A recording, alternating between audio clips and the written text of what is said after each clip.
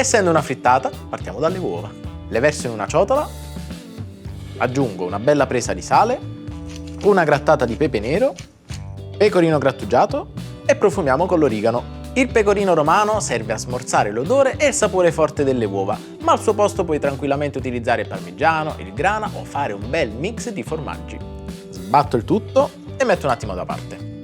Ungo una teglia con un po' d'olio. In questo modo sarà più facile far aderire la carta forno. Verso il composto. Assicuriamoci che il composto sia distribuito per bene in tutti gli angoli, così la frittata avrà una forma regolare e sarà più facile da arrotolare, pura rima. Cuociamo in forno a 180 gradi, modalità statica, per circa 10 minuti. Sistemo un foglio di pellicola trasparente sul piano e ribalto sopra la frittata ormai cotta.